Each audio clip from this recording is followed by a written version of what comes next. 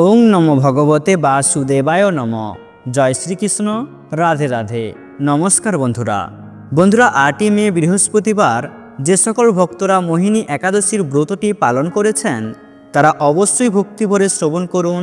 এই মোহিনী একাদশী পালন করলে তার পরদিন অর্থাৎ দ্বাদশীর দিন অবশ্যই যদি এই মোহিনী একাদশীর পালন কার্যটি আপনারা সঠিক নিয়মে তার পরদিন করতে পারেন তাহলে আপনার এই মোহিনী একাদশীর ব্রতটি সম্পূর্ণভাবে পালন করা হবে। আর যদি আপনারা এই 8ই মে 24শে বৈশাখ বৃহস্পতিবার যারা মোহিনী একাদশীর ব্রতটি পালন করেছেন তার পরের দিন যদি আপনারা পালন কার্যটি না করেন তাহলে অবশ্যই এই মোহিনী একাদশী ব্রতের কোনো পুণ্যফল আপনারা পাবেন না। বন্ধুরা, বিশ্বাস করা হয় যে এই দিনে ভগবান বিষ্ণুর পুজো এবং উপবাস করলে মানুষের সকল পাপ, দুঃখ, কষ্ট ও মোহজাল অচিরেই বিনাশ হয়। তাই প্রত্যেকের উচিত সকল পাপ ক্ষয়কারী ও সকল দুঃখ বিনাশী এই পবিত্র মোহিনী একাদশী ব্রত পালন করা। তাই যে শ্রদ্ধাবান ব্যক্তি এই ব্রত পালন করেন তিনি ইহলোক ও পরলোক সমস্ত রকম কাঙ্ক্ষিত ফল লাভ করেন। তাই এই দিনটি ভগবান বিষ্ণুর উপাসনার জন্য উৎসর্গীকৃত, বিশেষ করে তার গোবিন্দ রূপে। তাই বন্ধুরা, আজকের অনেকেই এই মোহিনী একাদশী ব্রত পালন করেছেন, ভগবান বিষ্ণুর উদ্দেশ্যে পূজা দিয়েছেন। বন্ধুরা, আপনারা যদি আজ এই মোহিনী একাদশী ব্রত পালন করেন তাহলে অবশ্যই তার পরদিন এই মোহিনী একাদশীর পালন কার্যটি অবশ্যই আপনাদের করা অনিবার্য। না হলে আপনারা এই একাদশী ব্রতের কোনো পুণ্যফল অর্জন করতে পারবেন না, আপনার এই ব্রতটি অসম্পূর্ণ থেকে যাবে। এই দিন সকল কৃষ্ণ ভক্তরা বিশ্বাস করেন যে এটি তাদের জীবনে প্রচেষ্টা এবং সাফল্য আনে এবং সেই ব্যক্তি মোক্ষ লাভ করে এবং পরলোকে ভগবান বিষ্ণুর ঐশ্বরিক ধাম বৈকুণ্ঠে গতি হয়। তাই যারা এই উপবাস করেছিলেন তারা অবশ্যই পরের দিন কিভাবে পালন করবেন তা অবশ্যই ভক্তি সহকারে শ্রবণ করুন। 9ই মে শুক্রবার পালনের দিন রয়েছে। এই পালনের সময় কখন রয়েছে, কটা থেকে কটার মধ্যে রয়েছে তা জানতে অবশ্যই ভিডিওটি শুরু থেকে শেষ পর্যন্ত মনোযোগ সহকারে দেখতে থাকুন। তাই বন্ধুরা, এই সব কিছুই আপনাদের সাথে আজকের এই ভিডিওতে বিস্তারিতভাবে আলোচনা করা হবে। তাই অবশ্যই আমার প্রিয় সকল ভক্তগণ ভিডিওটি ভক্তি, ভালোবাসা, শ্রদ্ধার সহিত অবশ্যই শ্রবণ করবেন। আর এই চ্যানেলে নতুন হয়ে থাকলে দয়া করে চ্যানেলটি সাবস্ক্রাইব করবেন, কারণ পরবর্তী সময়ে এই ধরনের নতুন নতুন ভিডিও বা তথ্য পাওয়ার জন্য। এবং ভিডিওটিতে অবশ্যই ভক্তি, ভালোবাসা, শ্রদ্ধা দিয়ে একটি লাইক করবেন আর কমেন্টে অবশ্যই জয় শ্রীকৃষ্ণের জয় অবশ্যই লিখবেন। বন্ধুরা, বৈশাখ মাসের শুক্লপক্ষের একাদশী হলো এই মোহিনী একাদশী। আমাদের হিন্দু ধর্মের সমস্ত একাদশীর আলাদা আলাদা মাহাত্ম্য রয়েছে, তেমনি এই মোহিনী একাদশীর একটা আলাদাই মাহাত্ম্য রয়েছে। এই মোহিনী একাদশী ব্রত পালন করলে মানুষ সকল পাপ, দুঃখ, কষ্ট ও মোহজাল থেকে অচিরেই বেরিয়ে আসতে পারেন এবং এই ব্রত পালনের মাধ্যমে পরিবারের মধ্যে সবসময় শান্তি ও প্রেম বজায় থাকে। তাই অবশ্যই আপনারা 8ই মে বৃহস্পতিবার এই একাদশী ব্রতটি পালন করে থাকলে তাহলে অবশ্যই 9ই মে শুক্রবার আপনাদের এর সঠিক পালন কার্যটিও করতে হবে। যদি আপনারা এই পালন কার্যটি করতে ভুলে যান বা যদি এই পালন কার্যটি ভুল সময়ে করে থাকেন তাহলে এই মোহিনী একাদশী ব্রতের কোনো পূর্ণ ফল পাবেন না। তাই অবশ্যই আপনাদের জানাবো যে সঠিক উপায়ে কিভাবে এই পালন কার্যটি আপনারা করবেন তা অবশ্যই এই ভিডিওটির মাধ্যমে শ্রবণ করবেন। বন্ধুরা, আমাদের সনাতন ধর্মে যত প্রকার ব্রত রয়েছে তার মধ্যে সবথেকে শ্রেষ্ঠ ব্রত হচ্ছে এই একাদশী ব্রত। এটি ভগবান শ্রী বিষ্ণুর অত্যন্ত প্রিয় দিন। যেমন ধরুন, বৃহস্পতিবার মা লক্ষ্মী দেবীর দিন, সোমবার মহাদেবের দিন, ঠিক তেমনি একাদশীর দিনটি হলো ভগবান শ্রী বিষ্ণুর অত্যন্ত প্রিয় একটি দিন। আর এই একাদশীর দিনটি যে বাড়ি হোক না কেন সেই দিনটি হলো ভগবান শ্রী বিষ্ণুর অত্যন্ত প্রিয় দিন।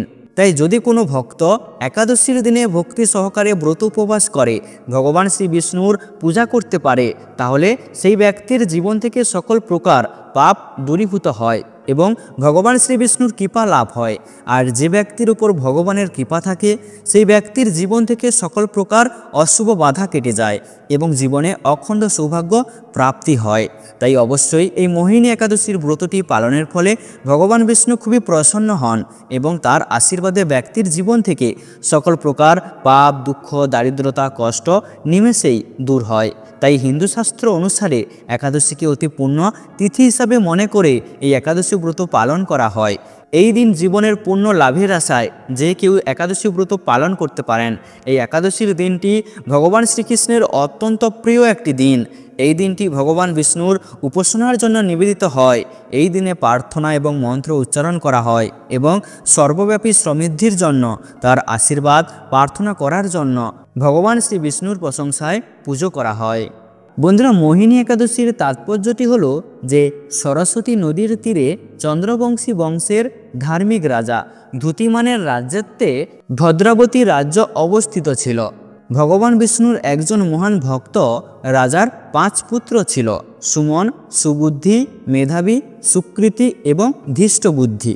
তার কনিষ্ঠ পুত্র ধৃষ্টবুদ্ধি ধর্ম থেকে বিচ্যুত হয়ে পাপকর্ম, জুয়া, মাংস ও মদ্যপানে লিপ্ত হয়। তার প্রতি হতাশ হয়ে রাজা তাকে ত্যাগ করলেন। ধৃষ্টবুদ্ধি তার সম্পত্তি বিক্রি করে কিছুদিন বেঁচেছিলেন, কিন্তু অবশেষে দারিদ্র হয়ে পড়েন, চুরির দিকে ঝুঁকে পড়েন। তাকে কারাগার পাঠানো হয় এবং পরে রাজ্য থেকে নির্বাচিত করা হয়। বনে ঘুরে বেড়াতে গিয়ে ধৃষ্টবুদ্ধি জীবিকা নির্বাহের জন্য পশু পাখি শিকার করতেন। ক্ষুধার্ত ও পানিশূন্য হয়ে তিনি কৌতিন্য ঋষির আশ্রমে আসেন। বৈশাখ মাস এসে গিয়েছিল এবং গঙ্গা নদীতে স্নান করার সময় তার ভেজা পোশাকের ফোঁটা ধৃষ্টবুদ্ধির ওপর পড়েছিল। এক অলৌকিকভাবে তার বুদ্ধি পরিষ্কার হয়ে যায় এবং তিনি তার পথ পরিবর্তন করেন। তিনি তার অন্যায়ের জন্য ঋষির কাছে ক্ষমা প্রার্থনা করেন এবং মুক্তির পথ প্রার্থনা করেন। কৌতিন্য ঋষি তাকে তার পাপ শুদ্ধ করার জন্য বৈশাখ মাসের শুক্লপক্ষের মোহিনী একাদশী ব্রত পালন করার নির্দেশ দেন। ধৃষ্টবুদ্ধি আন্তরিকতার সাথে উপবাস পালন করেন এবং আধ্যাত্মিকভাবে মুক্ত হন। তিনি স্বর্গীয় পক্ষী গুরুরের পিঠে চড়ে বিষ্ণুলোকে আরোহণ করেন। কথিত আছে যে মোহিনী একাদশী ব্রত পালন করলে পার্থিব কামনা, বাসনা এবং পাপ থেকে মুক্তি পাওয়া যায়। এর কাহিনী শ্রবণ বা পাঠ করলে 1000 গরু দান করার সমান আধ্যাত্মিক পুণ্য লাভ হয়। এছাড়াও বন্ধুরা, এই মোহিনী একাদশীর আরেকটি কাহিনী হলো যে ভাস্মাসুর নামে এক রাক্ষস ছিল এবং সে ভগবান শিবের কাছ থেকে একটি অত্যন্ত শক্তিশালী বর পেয়েছিল, যার মাধ্যমে এক স্পর্শেই সবার মাথা ছাই হয়ে যাবে। এর ফলে সে সকলের কাছে, দেবতাদের কাছে একজন ভয়ঙ্কর ব্যক্তিতে পরিণত হয়েছিল। ভস্মাসুরকে সামলানোর জন্য ভগবান বিষ্ণু মোহিনীতে রূপান্তরিত হন, একজন সুন্দরী ডাইনি। ভস্মাসুর এতটাই প্রলোভনকর ছিলেন যে তিনি মোহিনীকে অনুসরণ না করে থাকতে পারলেন না। কৌতুকপূর্ণভাবে তিনি তার সাথে নৃত্য করেছিলেন এবং কৌশলে তাকে তার মাথায় হাত রাখতে বাধ্য করেছিলেন, যার ফলে তার নিজের মৃত্যু হয়েছিল। ফলস্বরূপ ভস্মাসুর ভস্মীভূত হয়ে যায়। এই কারণেই মোহিনী একাদশী এত বিশেষ। এটি ভগবান শ্রীবিষ্ণুর মোহিনী রূপকে উদযাপন করে, যা বিশ্বকে ধ্বংস থেকে রক্ষা করতে সাহায্য করেছিল। তাই বন্ধুরা, অবশ্যই এবার শ্রবণ করে নিন যে এই 9ই মে শুক্রবার এই মোহিনী একাদশীর পারণ কার্যটি কখন করবেন। মোহিনী একাদশীর পারণের সময় 9ই মে শুক্রবার সকাল 5টা 38 থেকে সকাল 9টা 23 পর্যন্ত। এই সময়ের মধ্যে আপনাদের এই মোহিনী একাদশীর পারণ কার্যটি সম্পূর্ণ করতে হবে। এই সময়ের মধ্যে আপনারা যদি এই মোহিনী একাদশীর পারণ কার্যটি সুসম্পূর্ণ করতে পারেন, তাহলে আপনারা এই ব্রতের পুণ্যফল অর্জন করবেন।